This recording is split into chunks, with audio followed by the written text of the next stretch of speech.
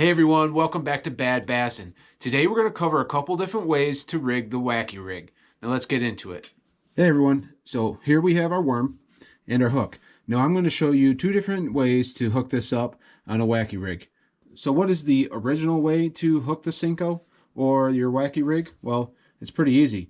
Go to about the middle of your Senko and just feed your hook right through your worm.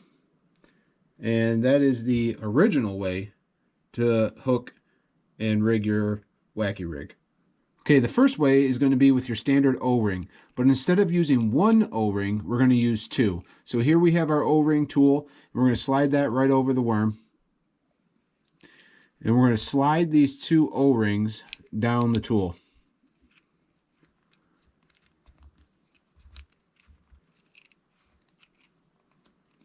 Just like that. Now see, we have our two O-rings on our worm. So the thing you want to do now is take your hook, pass under that first O-ring. As you can see, so we have that first O-ring hooked. Now you're going to kind of circle back around and go under that second O-ring. As you can see, we've kind of crisscrossed those two O-rings together.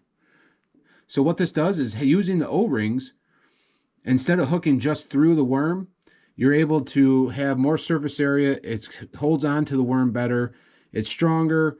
It's not going to rip through and tear through on cast. It does pretty well. I can have one of these worms, even a Yamamoto Senko, last multiple fishing trips if the conditions are right. So it saves you a lot of money buying these Senkos if you use these O-rings, especially if you double them up.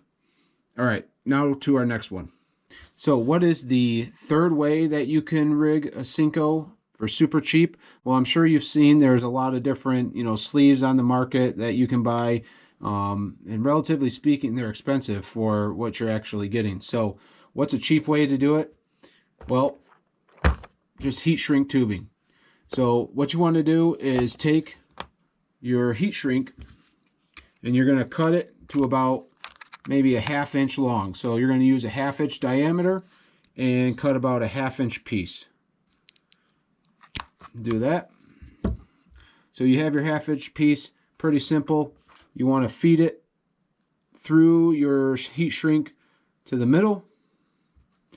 Take your hook and now puncture the heat shrink halfway down your worm. Bring it out the other side. And you have a cheap and easy sleeve for your Wacky. As you can see, the presentation's pretty similar. Okay, everyone, so those are the couple different ways to do the Wacky Rig. So for me, I would stick to the two O-rings. That's my personal favorite. It works great. I've had great success for it. Again, it lasts a long time on those Senkos, and I don't have a problem. So make sure you like and subscribe, and I'll see you guys next time.